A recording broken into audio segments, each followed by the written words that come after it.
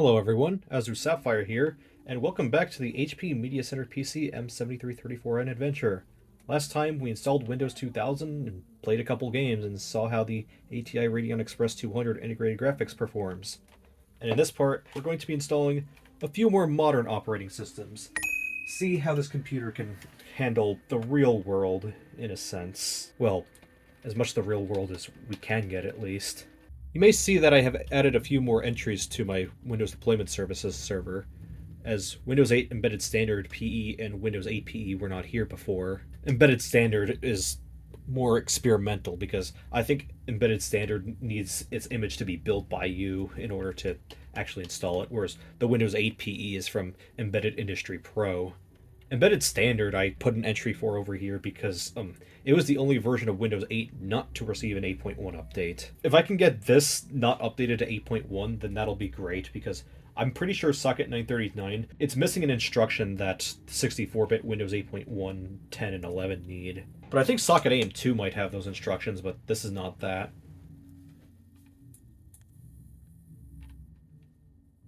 Oh, at the very least it's booting.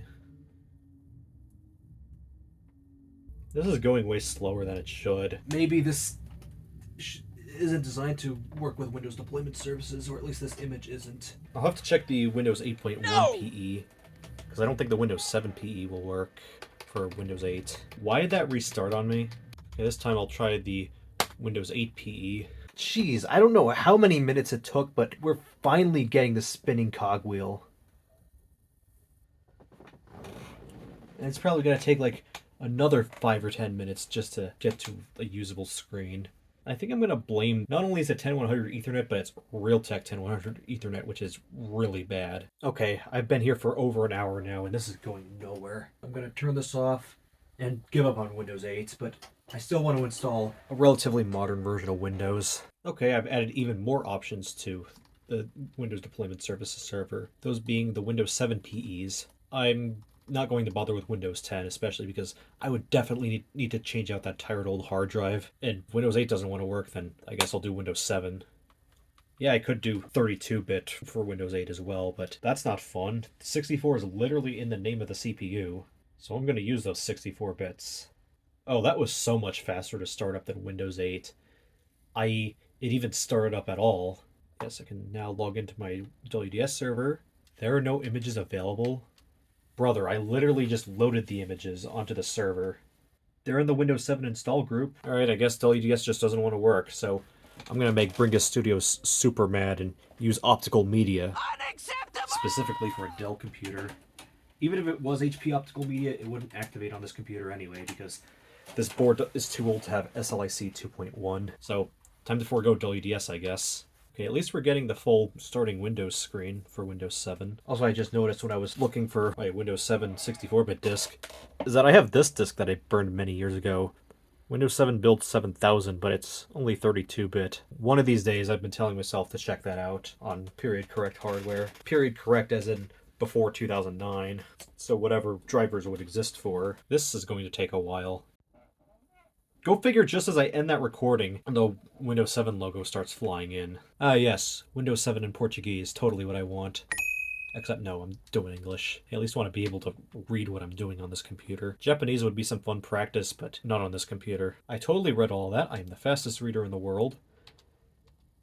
Going to make a new partition that is about also 80 gigabytes in size. So we have 3 almost evenly sized partitions. Not the next OS, but the 4th OS that I want to install is probably going to take up the entire drive anyway because of how it formats hard drive, so that's what I'm going to be saving the SSD for. Actually, there is an advantage to installing Windows 7 instead of Windows 8. It has the older bootloader, because Windows 8 annoyingly boots into itself first, then gives you a graphical mode bootloader, and then if you select that earlier version of Windows, then the whole computer restarts and boots into that earlier version of Windows, rather than, you know, if we were to select Windows 2000 here, then we could just boot right into Windows 2000. And if we were to boot into Windows 7 from the boot menu, then it would boot right into Windows 7. If I really wanted to do an unusual dual boot with NT5 and NT6, then I think 2000 and Vista would be a bit better, but 7 has a little bit more modern program support than Vista, at least out of the box. And also I have way more problems with Vista than I do with 7, even with Service Pack 2. So 7 it is. Setup is preparing our computer for first use. It appears we do not have a built-in video driver.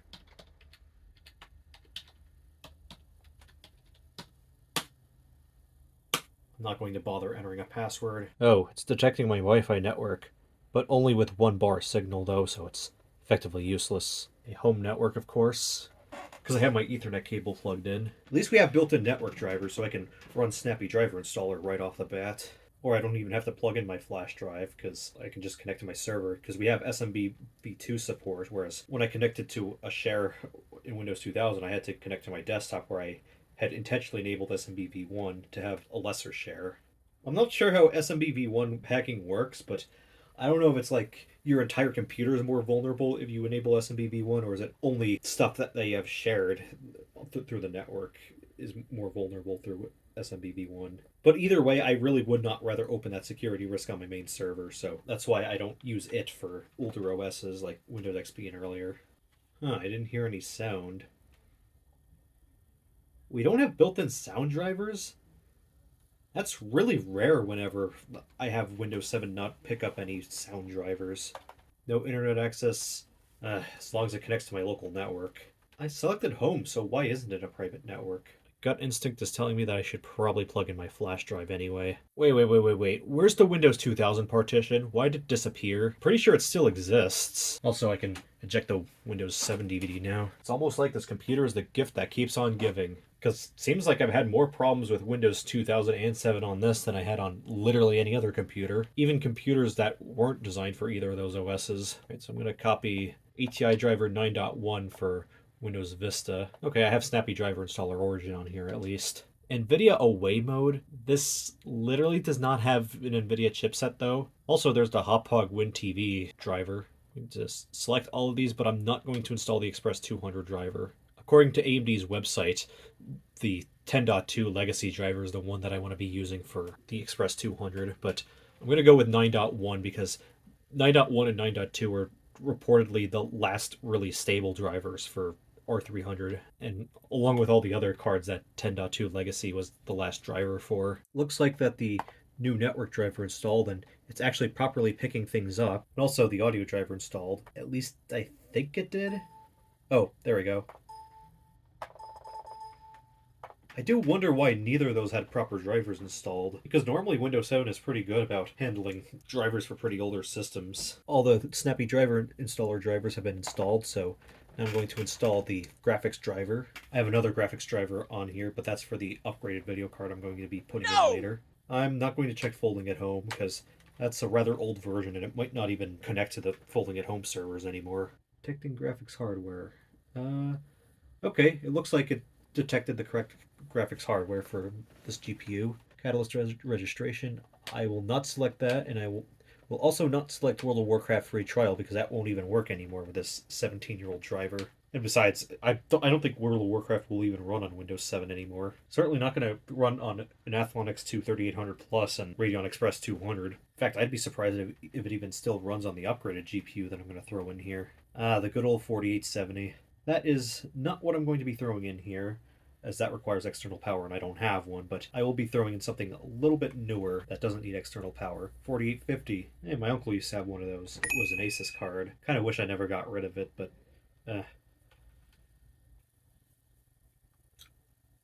we got the fade to and from black. That's what I like to see. Full 1024 by 768 resolution, and we got full Windows Aero acceleration. Now that's what I like to see on a proper Windows XP era system. Although this is borderline Vista, and I'm pretty sure later shipments of these would have had the Windows Vista capable sticker, but we all know how much of a lie Vista capable was, because a good amount of those Vista capable systems couldn't even do Windows Aero acceleration. Some screensavers as well. Good old Bubbles. Was running a little on the slow side, but it's the Bubble screensaver. Overall, that's working pretty well, but this is a stock vanilla Windows 7 Service Pack 1 installation. It's rather useless. And also we got Dell logo here that is not matching whatsoever. Change that to a Pomeranian. Although back in the day, the robot used to be my favorite one. And Internet Explorer 8 really isn't going to get us anywhere, if not even RetroZilla from 2019, which was already based on a rather old version of Firefox by that point. If those can't really get us anywhere, then how are we going to get on the internet with this thing? That's not what I wanted, but what I'm going to do is connect to my server. This is what I was trying to do earlier. In hindsight, I should have just set a password on this account to begin with because it doesn't have my credentials saved, although I can just save my credentials. I'm going to go into my legacy stuff folder because I have a modern web browser here. Supermium 138. 64-bit at that because we have 64-bit Windows. Ooh, fancy. I'm going to install the Noto emoji font and create shortcuts for Supermium. Install for all users, not like it matters, because I'm not going to be creating any more user accounts on this install. Supermium setup is successfully completed. We can go ahead and set that as our default web browser ahead of time. If you install Supermium without modifying the registry, then it's not going to be accessible as a registered program. So that way you can't set it as a default web browser. But since I had it modify the registry, then I'm going to set that as our default web browser. Also, I'm going to change a few more things while I'm at it. Even though this is a low-res display, I like having a big black mouse pointer anyway. There's CPU-Z, that's what I wanted earlier. Windows 7 at least has a built-in downloads folder, so move all this stuff into there.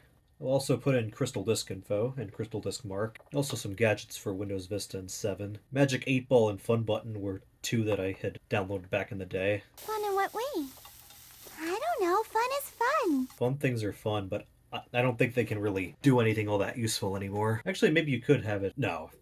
Unless you have it open a custom link, but even then it's only HTTP. Fun things are fun? Well, not in this case, so that's gonna go. The Magic 8 Ball, I don't know if that really still even works anymore. I guess System Control and System Controls, which are two different gadgets, don't want to install for some reason.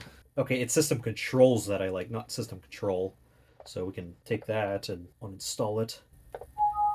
Probably uninstall the Fun button as well, but I'm not going to bother. Since we got Windows 7, we could install Vegas Pro 11 if we want, but I'm not going to do that on this computer. We can also install the latest version of VLC as well. It's 3021. What I will install is Windows Movie Maker. Both the classic 2.6 version from XP, and also Windows Movie Maker 6 from Vista. This is not an official installer, it's just one that somebody hacked together. And there's a 1920 by 1080 preset for Windows Movie Maker's WMV. I think I had downloaded that from a website called papajohn.com. My memory is rather hasty on that, but I downloaded it back in 2017. And because this is Windows 7, I can install the .NET Framework 4.7.2, although I'm going to need a more updated version of 7 for that. We'll do later, just to see how much this gets bogged down. We could also run newer Cinebench on this, like R15 and later, as those are 64-bit, but again, I'm not going to bother with that. Might copy 3D Mark Vantage and 11 over, and also O3 to see what we missed out on. At that point, I'll just copy over the whole folder. A Windows install is not complete without 7-zip. We got to install that. That took a little while to open up because networking on this computer is being hammered right now by copying over 3D Mark. Even over USB 1.1 speeds, 7-zip is really fast to install at least. Oh yeah, TS Forge, because I at least want to activate this install. Although even then, TS Forge might break with a particular update. I've had that break twice on my E6410, and I'm going to have to blacklist that update on my Windows 7 build once I get that done. But what I really wanted to do is go under legacy patches and fixes, because there are a few things that I want to grab here. This technically isn't a service pack for Windows 7, but it's as close as we got to a service pack 2, the Windows 7 convenience updates, and it's a bundle of updates going all the way up to, I want to say, March of 2016, or it was April, but that'll bring us 5 years ahead in updates from 2011. I guess just for fun, I can copy over Windows XP mode, specifically the version that doesn't require virtualization, because I don't think this 3800 plus Athlon has AMD-V, or what would be called VTX on Intel. Some motherboards still call it Vanderpool technology because that was the code name for VTX. And even though this is a rather old version at this point, I'm going to copy over a legacy update. It'll probably update itself anyway. And the all-in-one runtimes, those are going to be helpful as well. Probably not the final wallpaper I'm going to be using on this install, but I give it a bit of my own character.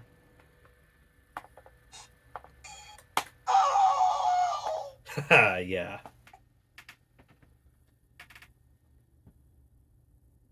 Have a great trip. See you soon.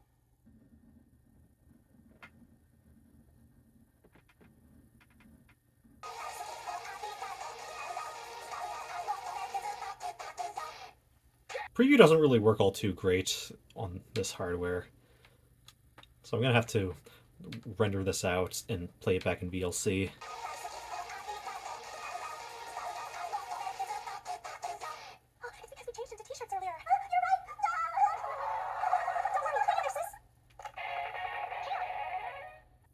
Even sped up in Windows Movie Maker and in 480p. Season 2, Episode 20 still hits me like a truck, and I haven't even fully rewatched it yet.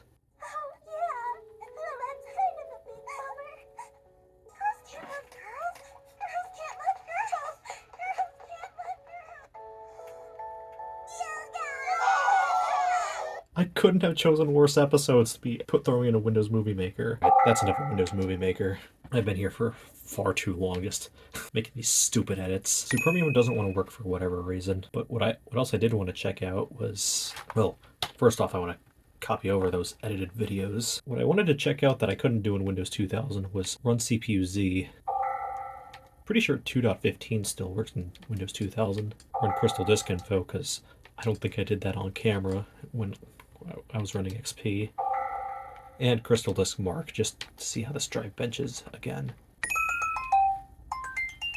Oh, it's just this drive running rather hot. Yeah, I blame this case. Or do I blame the drive for being rather old? It could go either way. And here are the numbers for the Athlon 64X2 3800 Plus. I don't think I believe that. It was idling at like 50 in the BIOS. Guess I could leave that open while it's doing things. Let's see what... Okay, HW info doesn't want to work. Alright, I get it. I get it. Could install the Windows 7 convenience update, but I'm not going to do that tonight. 55 sequential and less than 1 in random. And that's for reads. Writes are faster, which is just sad. I could have sworn that I was getting better scores in the junked up XP install, but yeah, this hard drive, its days are way past due. I guess I'm going to run 3D Mark. Wait, did I not open GPU-Z? I should be opening that at the same time. Or maybe I just never copied it over. And here's CPU-Z and GPU-Z on this system. You got an Athlon 64X2 3800 Plus based on the Toledo core. This is the E6 version. The E-stepping for the Athlon 64s were the last one for socket 939. They were at 90 nanometers and had SSE 3. And also they were the first one to come in dual cores. 2 gigahertz with 2 cores, 2 threads. 512K per core, main board, MSI Amethyst, version 3.40 for the BIOS, 13th of December 2005, 2 gigs of RAM. It is DDR333 from the second week of 2008. That's just the RAM that I robbed from Dio. Actually, what's the worst thing that I can reference this to? Apparently a Core 2 Duo E8500. Oh, it's not even close. It's 64 for single thread and 128 for multi. Or is it, you got like 270 and 530 for the Core 2 Duo E8500. Yeah, it's no wonder why people say 2006 to 2017 was AMD's Joker arc. Although, you have to remember, at the time this chip released, Intel's best thing was the Pentium D, and we all know how that went. And here's GPU-Z, only showing 15 megs of VRAM for some reason. BIOS is from the 19th of July 2005. Memory is still 0 megahertz on the GPU for some reason. I guess that's because it's taking system RAM. This time it says the sub-vendor is HP. And now I'm going to run 3D Mark 03. We're probably going to be severely bottlenecked by Windows 7. Oh yeah, it straight up has to change the color scheme to Windows 7 Basic. Yep. This is the Radeon Express 200 at its finest. Some of the other tests fared much better than this, but I guess these are just some of the more demanding tests.